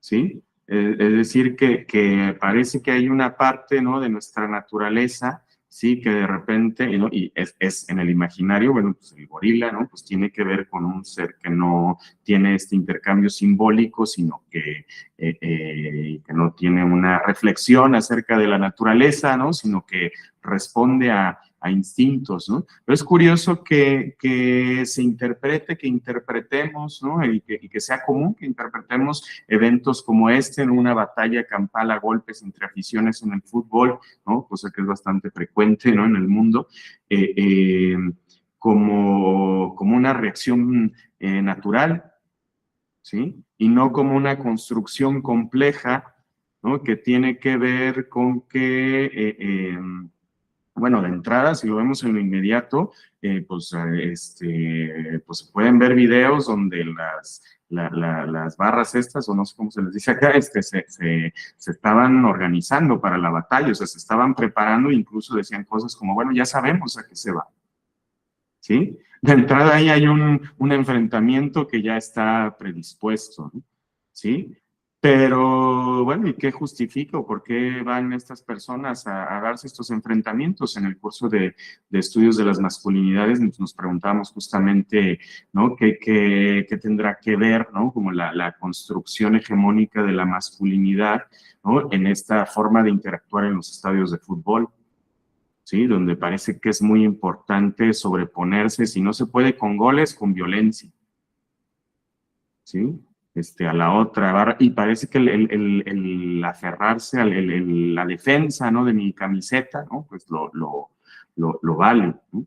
¿Sí? Entonces ahí, ¿no? Podríamos preguntar con Parker, pues, ¿qué es a lo que estamos llamando naturaleza humana?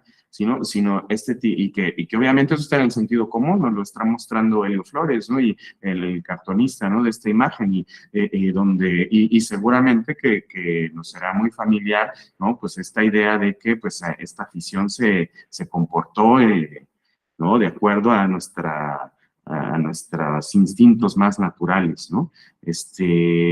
Pues más bien esa es ideología, ¿sí? Que nos permite, que nos impide ver cómo se construye socialmente la violencia, ¿sí? Incluidos este tipo de eventos, ¿sí? Y que tiene que ver con un montón de expectativas, de roles, ¿no? De significados, ¿sí? Y tiene que ver obviamente con ideología, ¿no? Dice Parker, ¿no? Para que un ser humano biológico llegue a ser un sujeto humano es preciso que exista un grupo de sujetos que le proporcionen las condiciones para el reconocimiento de sí mismo y de los otros. De igual modo, nuestras capacidades reflexivas para interpretar y transformar el mundo dependen de nuestra experiencia en tanto seres sociales. Definir estas actividades como psicología suponen incurrir en un grave error conceptual, una equivocación ideológica acerca de la naturaleza humana. Es decir, lo que nos hace humanos, ¿sí? Es lo que hacemos con los otros, lo que construimos con los otros, ¿sí? Incluidas las ideas acerca de lo que somos, ¿sí? Y no reacciones biológicas, ¿no? Entonces Parker llama psicologización, ¿no? Esto que hace la psicología, ¿no? Y lo explica, ¿no? En varias partes, ¿no? Varias formas de esta psicologización, ¿no? Sería el reduccionismo, ¿no? Es decir, como reducir, ¿no? La conducta a una producción biológica, ¿no? El individualismo, ¿no? Es decir, pensar como que lo que somos no tiene que ver, es como que estamos desconectados de los otros y podemos explicarnos algo así como una conducta individual, ¿no? El esencialismo, ¿no? Es decir, pensar que así somos por naturaleza, que con eso, que así, y eso dificulta que podemos pensar que podemos cambiar, por ejemplo, este tipo de violencia que se da en los estadios, ¿no? Donde, insisto, incluso menores van golpeados, familias, ¿no? Que van ahí a pasarla bien, ¿no? La psicologización tiene que ver también con introducir, ¿no? Mediante estas ideas de normalidad y anormalidad, ¿no? Formas de control social, ¿sí? Pues a través de las cuales pues, se vinculan dispositivos que indican pues quién merece estar en sociedad y quién no, ¿sí? Y qué hacemos con los que no se adaptan, ¿no? Y bueno, esto es a lo que... Y dice Parker, ¿no? Insiste en que la psicologización es actualmente una herramienta fundamental del capitalismo, ¿no? Para que funcione el capitalismo, ¿no? Tenemos que pensarnos así como individuos que defienden su propiedad privada, que compiten, ¿no? En vez de cooperar, ¿no? Compiten por su propiedad privada porque tienen derecho a ella y eso forma parte de su naturaleza, ¿no? Concibe, ¿no? La psicología una identidad estática, ¿no? Como si viniéramos al mundo, ¿no? Como tuviéramos una esencia que ya damos por hecho, ¿no? Que habla, que piensa, ¿no? Pues eso es algo que está ocurriendo, de hecho, como proceso social, es decir, con los otros, ¿no? Entonces, en ese sentido, ¿no? Pues no hay manera de que podamos resolver nuestros problemas solamente uno consigo mismo, ¿no? Es que en realidad somos los otros, ¿no?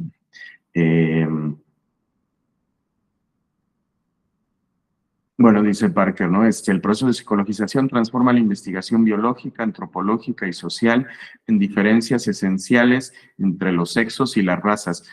¿Quiere decir entonces que no hay que estudiar la biología, que no hay que estudiar el cerebro? No, claro que está muy bien que eso se estudie, ¿no? Y que hay mucho conocimiento que nos es bastante útil y nos ha sido bastante útil acerca de ello, ¿no? Lo que está cuestionando Parker es que haya... ideas, ¿no? Que se tomen, conceptos que se descontextualicen, ¿no? De cómo se explica el cerebro, ¿no? Y que eso automáticamente pase a que el cerebro secreta pensamiento o secreta conducta, ¿no? ¿Y dónde están los otros, ¿no? Es lo que está diciendo Parker, ¿no? Otra idea, ¿no? Que nos da ideología como una representación del mundo y de nuestro lugar en el mismo que permite que la explotación y la opresión en la sociedad capitalista se contemplen como algo normal y natural, ¿no? La alienación, ¿no? Alienación de nuestros problemas, ¿no? Pensar que Gaza no es nuestro problema, ¿sí? Pero que tampoco la violencia ahorita desbocada en Chiapas no es nuestro problema, pero tampoco las desapariciones en Jalisco son nuestro problema, pero lo más probable es que tampoco me quiera enterar de lo que pasa en mi cuadra, ¿sí? Porque quiero pensar que eso no es mi problema. ¿Sí? Esa es la ideología más peligrosa que hay, ¿no? Y esa es la que está promoviendo en buena medida la psicología, dice Parker, ¿no? Aunque pues, ya ustedes podrán discutirlo también a Parker, ¿no? Dice Parker, ¿no? Que la psicologización también es supresión de la ambigüedad y la contradicción, ¿no? Es decir, asumir que vivimos en el conflicto, ¿sí? En tanto que vivimos con otros, ¿no? Y cuyos intereses a veces, ¿no? Pues sienten, se separan, y hay estas barreras, ¿no? Que nos separan, ¿no? Pues es lógico, ¿no? Que el conflicto, ¿no? Emerja a cada momento en las relaciones, ¿no? Y este proceso de psicologización pretende hacer que eso pues no está ahí o que hay que evadirlo. Sí, o sea, que los conflictos sociales no son nuestros problemas personales, ¿no? Y me gusta mucho esta manta, ¿no? Que sale de una batalla mítica, ¿no? En Tompkins Square, en Nueva York, ¿no? De gente que vivía ahí en el parque, ¿no? Y que van a ser arrasados, ¿no? Por los desarrollos inmobiliarios, ¿no? Y que defienden el parque, ¿no? Con piedras, ¿no? Se plantan y sale esta lona que dice gentrificación es lucha de clases, ¿no? Hay que combatirla, ¿no?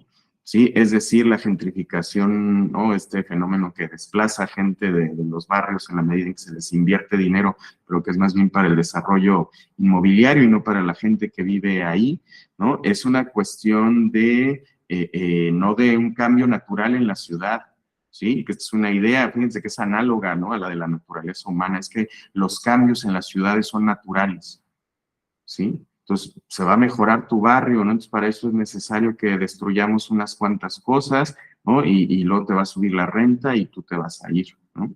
¿Sí? Entonces, no, esto no es parte, ¿no? Podríamos decir en analogía a lo de la psicología, ¿no? No es algo natural, es un conflicto social, ¿sí? Provocado por intereses que tienen que ver con conflictos, que tienen que ver con el poder, ¿sí? Y donde hay alguien que quiere acumular, saquear, eliminar, ¿sí? A otras formas de vida, ¿no? Sí, es decir, hay una estrategia permanente de dominación. Y luego decíamos que promueve los esencialismos, ¿no? Es decir, la idea de que así somos por naturaleza. Y dice Parker, ¿no? Por último, la psicología es una constelación de prácticas que separa a las personas y genera expertos en la vida de otros, ¿no? Bueno, con eso cierro la presentación, me fui muy de largo, pero tenemos un rato si hay comentarios, preguntas. Muchas gracias por la atención. Quien guste puede levantar la mano. Adelante, Zoe. Justo algo que estaba pensando, bueno, que he estado pensando desde la otra clase que hablamos sobre la atención y sobre el déficit de atención y así, es justo eso, como, y se relaciona mucho con esta pregunta que acaba de salir. O sea, ¿quién? Porque pienso como, ok,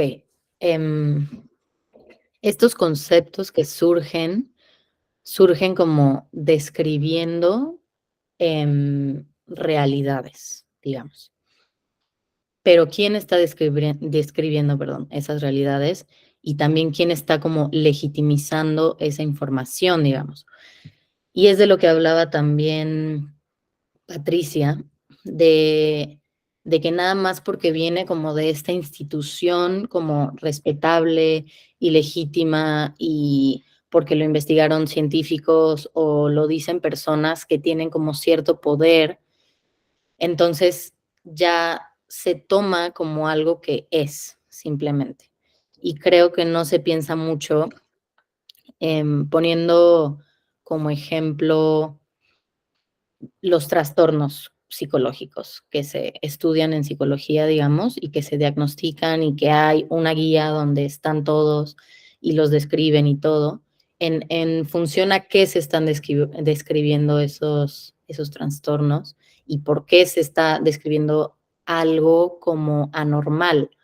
O sea, más bien es como desde una perspectiva, pues en realidad social de lo que es normal y de lo que no es normal, y quién lo está diciendo y también para qué fin se está, digamos, catalogando como algo anormal o como un trastorno o como algo que no está bien en una persona, digamos.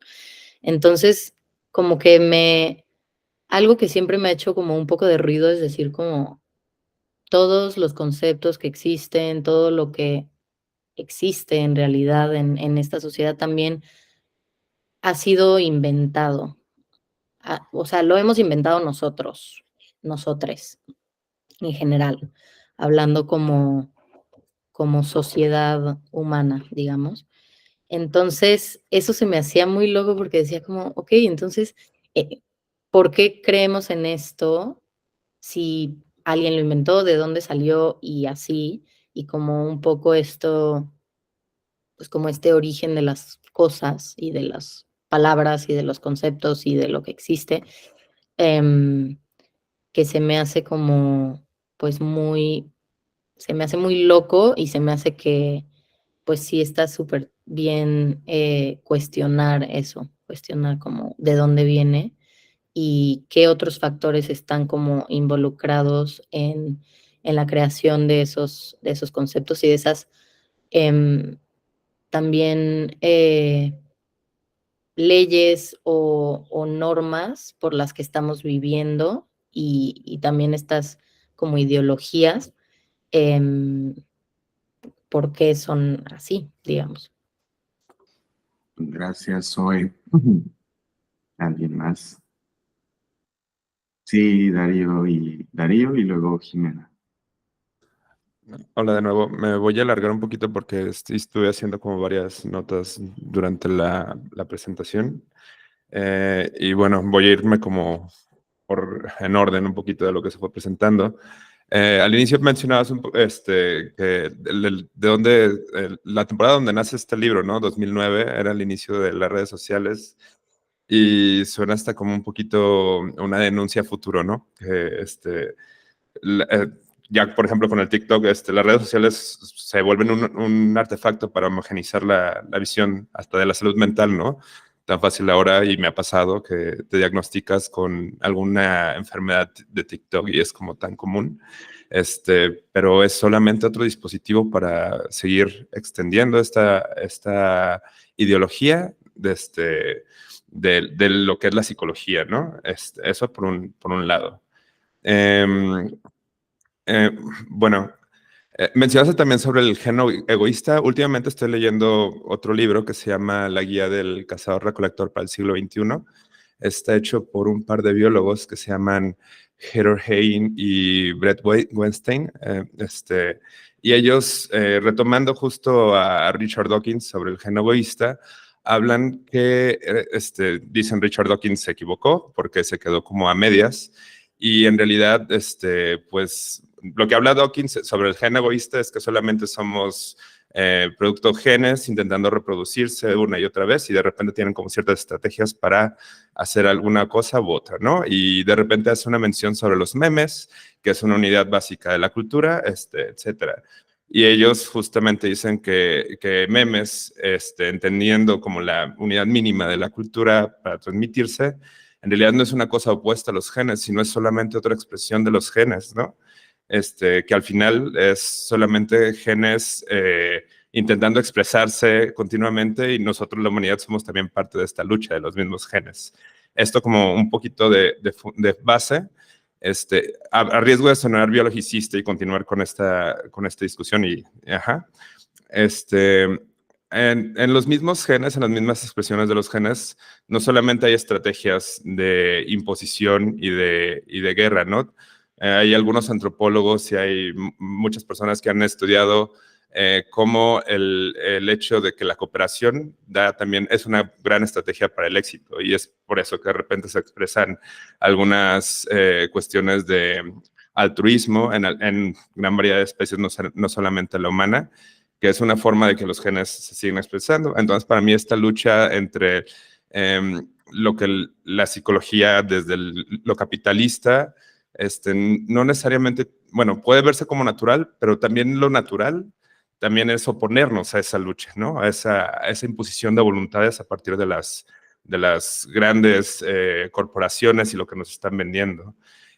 Porque al parecer, en este contexto ideológico, el ser normal es ser libre para consumir. La medida que puedes estar consumiendo, eres libre. Si no, no eres una persona sana, entonces te tenemos que medicar y justamente lo que hablaron la sesión pasada, que no estuve, pero bueno, y finalmente, creo, y esto es como una idea de, retomando ya lo último que estabas mencionando, mencionaste lo que nos hace humanos es lo que construimos con los otros, y aquí escribí, nuestra capacidad de transmitir casi de manera idéntica y sin fallas, esta parte de la cultura, creo que es una parte esencial del ser humano, el poder transmitir nuestras ideas una a otra. Esto es lo único esencial. El hecho de la cooperación o la guerra o la imposición, esas ya son cuestiones ideológicas que son una batalla por así decirlo, si lo decimos de nuestros genes, como sea, es irrelevante. Lo que la verdad importa es ser conscientes de que estas ideologías están en pugna, ¿no? Y la psicología social, que esto es el ruido o al menos la pregunta que a mí me condujo a través de toda la lectura es ¿para qué la psicología social si es solamente otro dispositivo ideológico? La psicología social es nuestra herramienta para desvelar estos dispositivos ideológicos y tener nuestras municiones, como lo diría Tomás Ibáñez, para nuestras propias luchas, ¿no? Y pues ya, ese es todo mi comentario. Gracias, Chaxol. Muchas gracias, Darío, por esta aportación. Bueno, Piotr Kropotkin, ¿no? Geógrafo, ¿no? Y pensador muy importante, ¿no? Del pensamiento anarquista, sí diría que el apoyo mutuo es lo natural, de hecho, ¿no? En el sentido de que no habría ni reproducción de la naturaleza ni de la cultura sin la cooperación. Sí, o sea, no sería posible, y que lo cual no quiere decir que no haya conflictos en la propia naturaleza o que no haya pues, unas especies que se comen a otras, ¿no? Y bueno, eso también forma parte de la naturaleza, pero no es eso lo que prima, dice Kropotkin, ¿no? O sea, de hecho lo que prima es la cooperación, ¿no? Y en el libro del apoyo mutuo pone, de hecho, ejemplos pone ejemplos, interespecie, ¿no? De apoyo entre especies, ¿no? Entendido pues que hay una serie de movimientos, ¿no? Sincronizados y de apoyos directos, ¿no? En este hacer del mundo, ¿no? Donde a lo mejor incluso eso nos permitiría diluir la frontera entre lo que entendemos como natural, cultural, ¿no? Pues es que si somos cultura, pues tiene que ver también con esa cooperación que parece que es propia de la naturaleza, ¿no? Bueno, así a mí me gusta cómo lo plantea Kropotkin y lo vamos a retomar también más adelante, ¿no? Muchas gracias por la aportación, Darío. ¿Alguien más?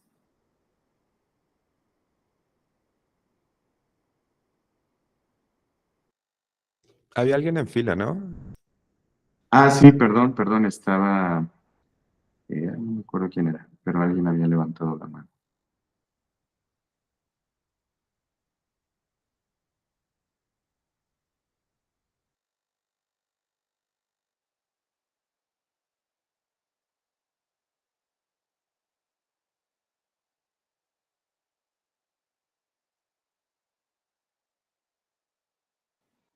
Bueno, pues si no hay más, podemos ir cerrando, ¿no?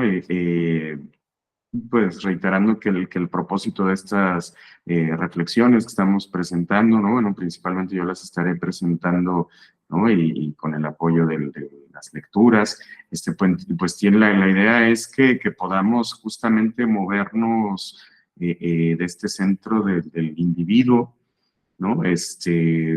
Y aquí, ¿no? Como dice Darío, bueno, aprovechamos la psicología social, estamos haciendo la psicología social, ¿no? Le estamos llamando así a un espacio o a unas formas de hacer también que justamente, y unas formas de mirar que se mueven del individuo, ¿no? Y que más bien apuntan hacia pensarnos en relación, ¿no? A pensar la persona como proceso social, ¿no? Y a pensar que el individuo, pues es una psicología, es una ideología, ¿no? Que ha estado bastante impulsada, ¿no? Y promovida por la psicología. Y entonces, pues parte, por eso decía al principio, ¿no? De la tarea de la psicología social que hacemos acá, ¿no? Luego habrá otra en otro lado que hagan cosas diferentes con ese mismo nombre, pues así pasa, ¿no? Así es, pero lo que acá estamos entendiendo como psicología social, pues parte, ¿no? De un cuestionamiento directo a la ideología, al individuo como ideología y a la psicología como ideología que promueve este individualismo. Sí, adelante, Gore. Oli, pues yo agradezco mucho también todas estas reflexiones. Yo brevemente, ¿no? Yo como en mi hacer como psicóloga, yo acompaño también muchos procesos de violencia, de denuncia también, de acoso. Y lo que más me impresiona es que me muevo en muchos lugares, ¿no? O sea, acompaño personas trans, trabajadores sexuales, personas que hacen música, y todo el mundo llega así como, oye, ayúdame, estoy en crisis, ¿qué hago, no? Y justo ayer estuve también en una reflexión con un grupo de psicólogas feministas, que lo que les pedían a estas psicólogas era, pues, darnos herramientas, ¿no? O sea, definitivamente estamos todos en crisis y necesitamos saber cómo acompañarnos como grupo. Si bien no somos psicólogos, si bien, pues, no tenemos esta formación como tal, necesitamos poder acompañar a nuestras comunidades, ¿no? Y lo que más como, híjole, dije: "Chale", yo no quise hablar porque no me estaban convocando a mí, pero me quedé reflexionando, es que estas psicólogas decían: "Ay, es que, pues, no les podemos compartir esa información que piden, porque ustedes no son psicólogas", ¿no? Y entonces, en lugar de, pues, hacerles un bien, les vamos a hacer un mal, porque si les damos las herramientas, las van a usar como pues sin saber cómo hacerlo, ¿no? Y a mí me frustró mucho porque justo, o sea, yo llevo ya muchos años trabajando con temas de crisis y si bien no necesitamos todos ser psicólogos para poder contener una crisis, también es verdad que estamos en un momento hiperviolento, ¿no? También en lo que va de aquí a 3 meses, ya van 2 sucesos con coches que he tenido, en uno me robaron el coche completamente, en otro, el domingo me robaron la computadora de otro coche, y al ir a denunciarlo, me dicen: "Sí, es que, así pasa, ¿no? Es que sí es violento y es inseguro el centro". Y en realidad nadie está haciendo nada y se está normalizando el hecho de que sí, pues cuídate, ¿no? Pues sí, para la otra, bueno, en el tema del coche, ¿no? Pues busca un estacionamiento, pues paga, consíguete un seguro, pues casi casi que tengo un kit para que pues si te violentan estés preparada, ¿no? También en otro círculo que también estuve acompañando, que se están organizando para pues también, ¿no? Como la transfobia, la homofobia, de repente entre las mismas pares están como atacando porque no, es que tú fuiste terfa, es que tú hiciste tal y tal. Y al final del día, o sea, se siguen reproduciendo los mismos discursos dentro de los mismos espacios que se quieren organizar para erradicar la misma violencia, ¿no? Entonces se me hace como bien importante justo pues toda esta lectura, ¿no? Que decía que al final del día cuando hay crisis así de colectivas, todo el mundo recurre a los psicólogos, porque somos quienes sabemos, quienes contenemos, quiénes, y los mismos psicólogos están de sí, pero no. Es que no puedo, ¿no? O no sé, es muy complejo. Me quedo mucho pensando justo, ¿no? En la alienación, en todos estos temas y en lo complejo que es, ¿no? Y agradezco mucho, pues, el espacio y nada, eso es todo, gracias. Muchas gracias, Gore. Qué gusto que estés acá y lo que nos compartes, ¿no? Que creo que ilustra muy bien, ¿no? Esta forma de operar, ¿no? Esto que nos cuentas, pues de operar de la psicología como ideología que para legitimarse y legitimarnos, ¿no? Como psicólogos, tenemos que privatizar nuestro propio conocimiento, ¿sí? Y generar, como dice Parker, expertos más bien en los otros, en lugar de hacernos cargo entre nosotros, ¿no? Nosotros como personas también afectadas por los múltiples problemas, ¿no? Y así como quienes piden ayuda, ¿no? Y esto, pues sí, pues definitivamente, ¿no? Es a lo que Parker llama ideología y alienación, y claro que es muy problemático, ¿no? Bueno, que desde que la psicología la usemos de esta manera ideológica y que eso nos impida, además, no nos ayude para hacernos cargo y promover también que otros se puedan hacer cargo junto con nosotros, pero de problemas que son comunes, no de unos pobrecitos, ¿no? A los que el especialista les tiene que decir qué hacer, porque eso lo mantiene en una posición de poder, ¿no? Muchas gracias por la reflexión, Gore, y ojalá pues que haya manera de que pueda haber también esta discusión con las compañeras, ¿no? Acerca de cómo entienden sus herramientas de la psicología, ¿no? Yo pensaría que es necesario.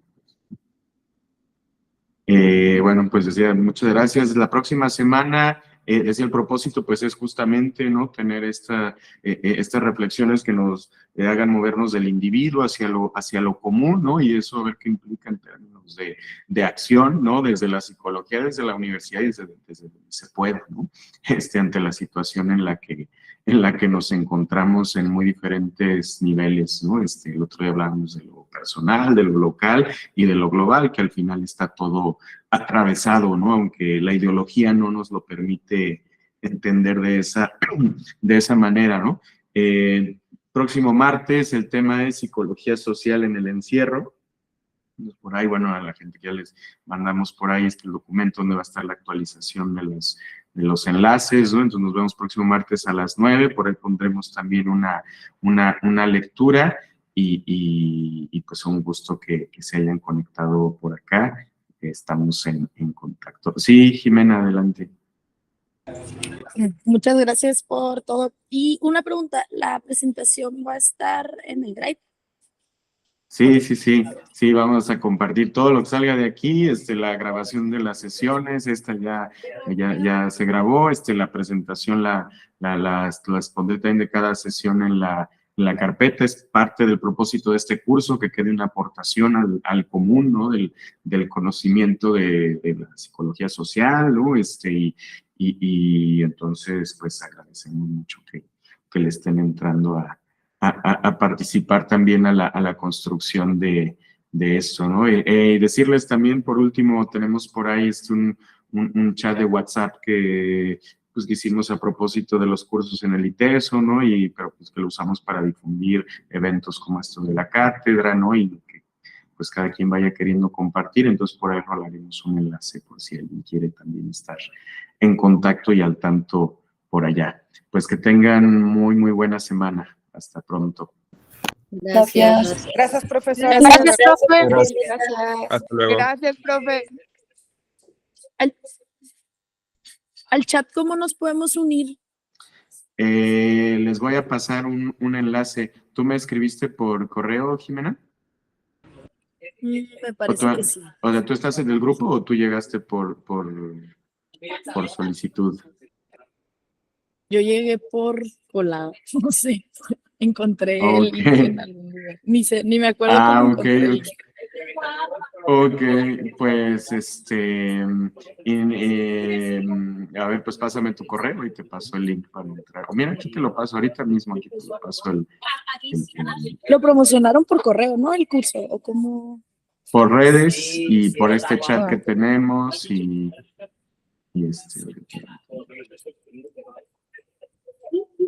Ese es mi correo.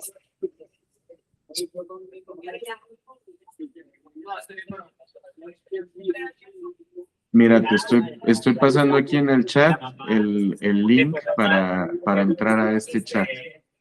Ahí lo tienen. Perfecto. Ahí está. Muy bien. Muchísimas gracias. Gracias a ti. Chao. Buen día, bye.